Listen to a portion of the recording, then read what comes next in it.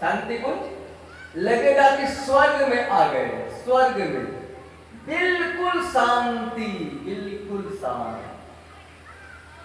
शादी विवाह सब उस आश्रम में होता है, सब बिना पैसे का, निःशुल्क। केवल लड़का लड़की चले जाओ, भोज भी फ्री में मिलेगा, और वहां के जितने परिवार के लोग हैं सब 2-2 रुपया दे देंगे तो कुछ दहेज तिलक भी हो जाएगा, सब व्यवस्था वहां है। हम वहीं के शिष्य हैं, हम गुरु के छोटे डाकिया हैं, छोटे डाकिया, सबसे छोटे। और हम किसी पंथ का प्रचार नहीं करते, हम सनातन के प्रचार के लिए आपके गांव में आए हैं। विचार क्रांति अभियान के तहत भागवत की कथा हो रही है। हम पंथ वाले नहीं हैं, हम सनातन के रखवाले हैं, हम सनातनी हैं। क्योंकि महर्षि महिदास जी ने कहा है कि सब संतन की बड़ी बलिहारी। तो भैया हम किसका शिकायत करें, बोलो। यदि कोई शिव चर्चा कर रहा है तो वह भी उसी परम तत्व को पाना चाहता है। यदि कोई ध्यान लगा रहा है तो वह भी उसी परम तत्व को पाना चाह रहा है। यदि कोई यज्ञ कर रहा है तो वह भी उसी परम तत्व को पाना चाह रहा है। और यदि कोई पूजा कर रहा है तो वह भी उसी परम तत्व को पाना चाहता है। रास्ते अनेक हैं, मंजिल एक है। परमात्मा एक है, उसके 1000 नाम हैं। कोई उसको निर्गुण कहता है, कोई उसको सगुण कहता है, कोई उसको कृष्ण कहता है तो कोई उसको दुर्गा मैया कहता है। जैसे आप हैं ना, आप लोग, तो आपका एक नाम नहीं है, आपका भी 1000 नाम है। 1000 तो नहीं होगा, 150 जरूर होगा। हम आपको गिना देते हैं कैसे। कोई आपको फूफा कहेगा, कोई आपको ससुर कहेगा, कोई आपको दामाद कहेगा, कोई आपको बेटा कहेगा, कोई आपको भतीजा कहेगा, कोई आपको चाचा कहेगा, कोई आपको बड़े पापा कहेगा। कहेगा कि नहीं कहेगा? लेकिन आप हो तो एक ही। कोई आपको पति कहेगा, कोई आपको बहनोई कहेगा, सब तो आप ही का नाम है। तो जब हमारा 150 नाम हो सकता है तो परमात्मा का 1000 नाम क्यों नहीं हो सकता है, बोल तो। लेकिन सब तो आप ही को पुकार रहा है। पत्नी भी पति आप ही को कह रही है, आपका पिता बेटा आप ही को कह रहा है, और आपकी माँ बेटा आप ही को कह रही है। तो जब आपका 100 नाम, तो भगवान का भैया नाम का क्या ठिकाना है। ऐसे समझो एक उदाहरण से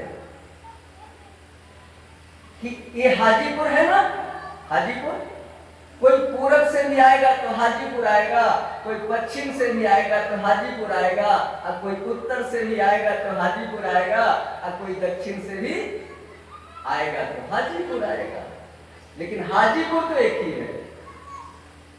कोई शिव चर्चा भी करेगा तो भी परमात्मा के पास जाएगा, और कोई ध्यान लगाएगा तो भी परमात्मा के पास जाएगा। को बड़े छोटे कहत अपराधु, बड़ा पाप लगेगा भैया, किसी को छोटा बड़ा मत करो। सब एक हैं, सब में वही परमात्मा धड़क रहा है। सब हमारे परिवार के लोग हैं, हम सब के हैं और सब हमारे हैं। कोई भेद नहीं है। जितने रास्ते हैं, जितने पंथ हैं, सब परमात्मा तक ही पहुंचाने वाले हैं। अब मान लो कि यहां से आपको जाना है भागलपुर, पैदल जाओगे तो दिन भर लगेगा, मोटरसाइकिल से जाओगे तो 1-2 घंटा, बैलगाड़ी से जाओगे तो 4-6 घंटा लगेगा, हवाई जहाज से जाओगे तो 10 मिनट लगेगा। लेकिन सब तो पहुंचेगा भागलपुर ना। बस रास्ता पकड़ ले भैया, भागलपुर पहुंच जाएगा। कोई एक रास्ता पकड़ना होगा, कोई एक रास्ता। यदि आप रास्ता नहीं पकड़ोगे तो भागलपुर नहीं पहुंच सकते हो। इसी तरह यदि आप किसी भी विधि को नहीं अपनाओगे तो उस परम तत्व को नहीं पा सकते हो। कोई ना कोई रास्ता पकड़ लो। वो तो धन्य है हमारा सनातन, इतना रास्ता सनातन बता दिया है कि कोई एक रास्ता पकड़ लो। औरों में इतना रास्ता नहीं है और सारे लोग एक रास्ते पर चलते हैं, लेकिन हम सनातनी 1000 रास्ते तैयार किए हुए हैं। किसी भी रास्ते को पकड़ लो, पहुंच जाओगे मंजिल में, लेकिन एक रास्ता पकड़ ले भैया।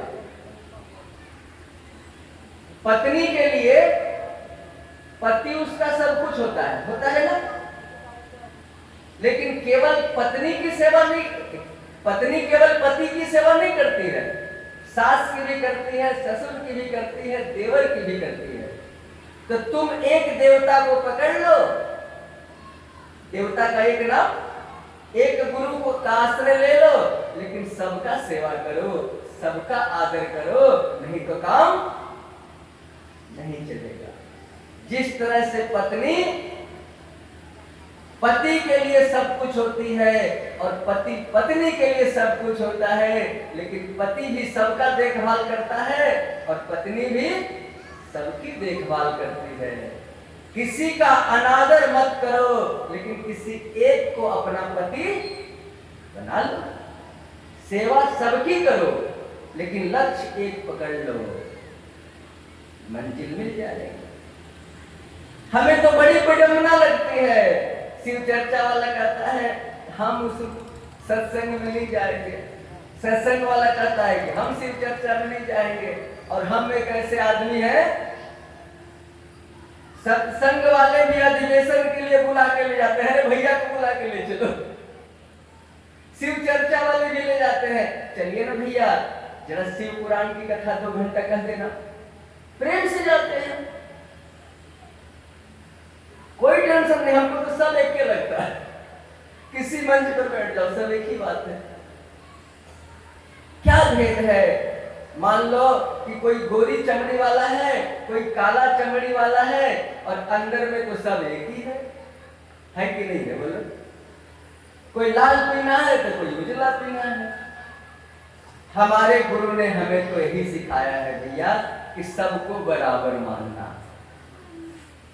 अब गुरु की चर्चा आ गई तो थोड़ा सा अपने गुरु का परिचय आपको दे देते हैं। हमारे गुरुजी 24 वर्ष का अनुष्ठान लिया था, 24 वर्ष का। आप कहोगे अनुष्ठान में क्या करते थे? तो प्रतिदिन 66 माला गायत्री का जप करते थे प्रतिदिन। भोजन क्या करते थे?